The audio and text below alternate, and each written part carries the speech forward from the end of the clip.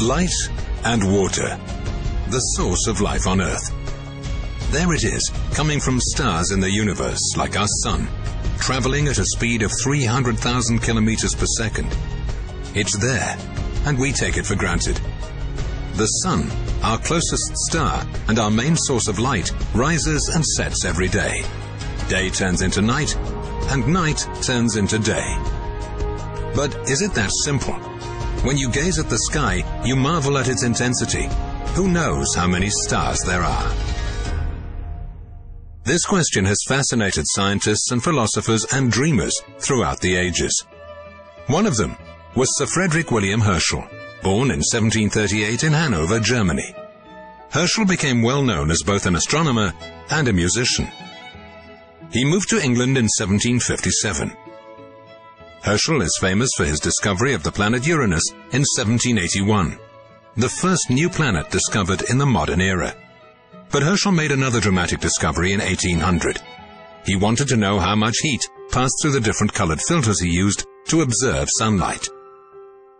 He noted that filters of different colors seemed to pass different amounts of heat. Herschel thought that the colors themselves might be of varying temperatures, so he devised a clever experiment to investigate his hypothesis. He directed sunlight through a glass prism to create a spectrum, and then measured the temperature of each color. Herschel used 3 thermometers with blackened bulbs for each color of the spectrum. As he measured the individual temperatures of the violet, blue, green, yellow, orange, and red light, he noticed that all of the colors had temperatures higher than the controls. Moreover, he found that the temperatures of the colors increased from the violet to the red part of the spectrum. After noticing this pattern, Herschel decided to measure the temperature just beyond the red portion of the spectrum, in a region where no sunlight was visible.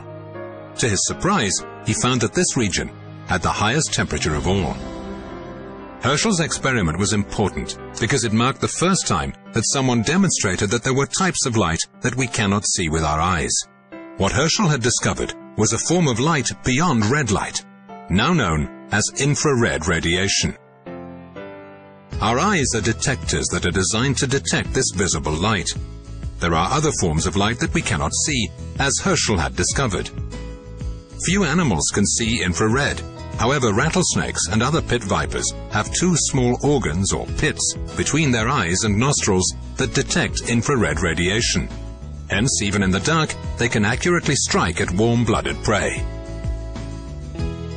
The human eye can only see a very small part of the electromagnetic spectrum. At one end of the spectrum, we cannot see gamma rays, ultraviolet light, and X-rays, while at the other end, our eyes cannot see infrared, microwaves, or radio waves. Infrared radiation lies between the visible and microwave portions of the electromagnetic spectrum. The difference between infrared and visible light is the wavelength. Infrared has a longer wavelength than what we can see with our eyes. We can illustrate this in another way too, using Max Planck's law of radiation formulated in 1900. It's an equation that produces a curve which illustrates that the warmer a body is, the greater its emission at each wavelength, and the shorter the wavelength at which emissions peak. It seems complicated, but it isn't. This is the curve at 37 degrees Celsius, the normal body temperature of a human being.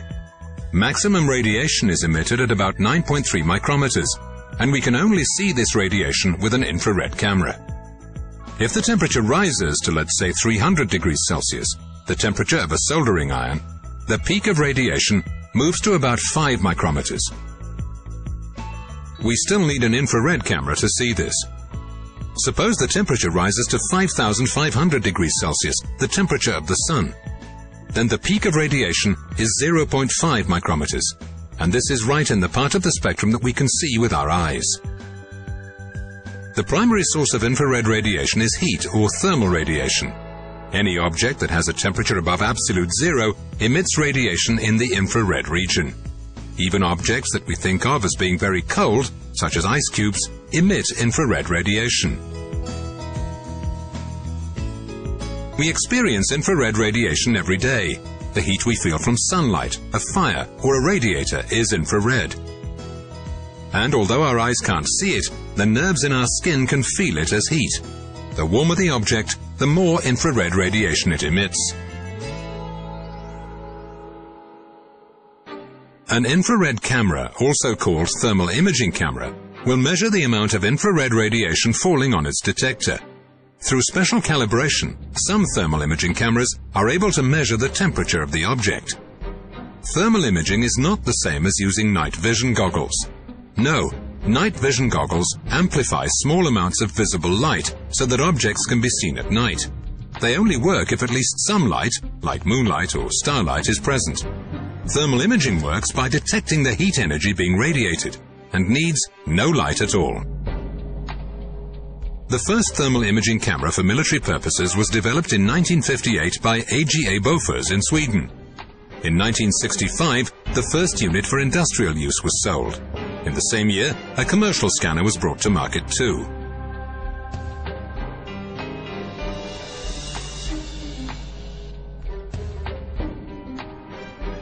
Today, FLIR Systems develops and markets the most sophisticated thermal imaging cameras with uncooled and cooled detectors.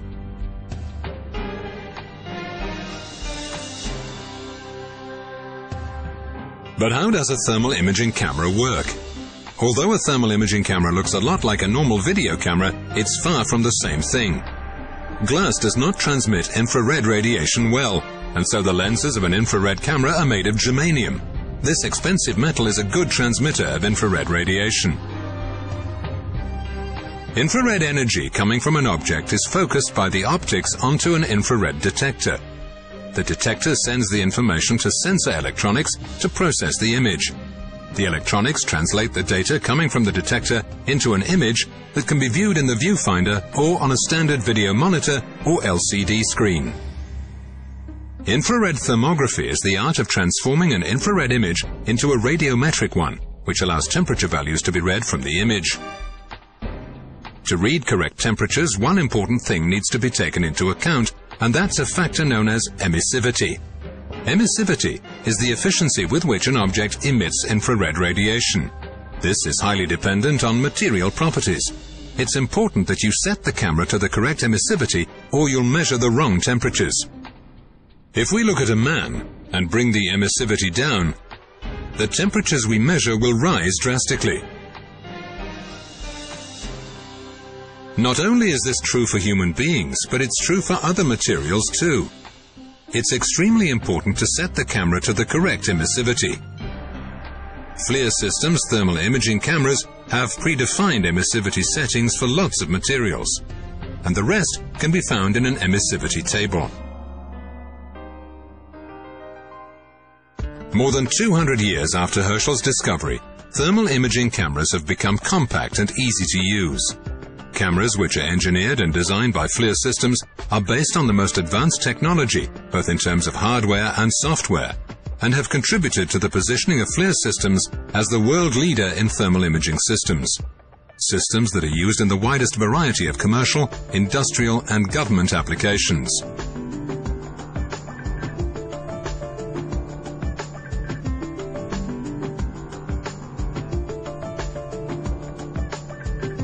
Recent developments in detector technology have led to many useful applications using infrared radiation. Predictive maintenance, machine vision, and research and development. They all benefit from the advantages of thermal imaging. Thermal imaging is used to detect heat loss in buildings, to test for stress and faults in mechanical and electrical systems, and to monitor pollution. In firefighting, thermal imaging cameras are used to locate people caught in heavy smoke and for detecting hotspots in forest fires. And there are lots of night vision applications that don't require temperature measurement as well. Security and surveillance, maritime, automotive, law enforcement, and many more. They all benefit from the power of thermal imaging.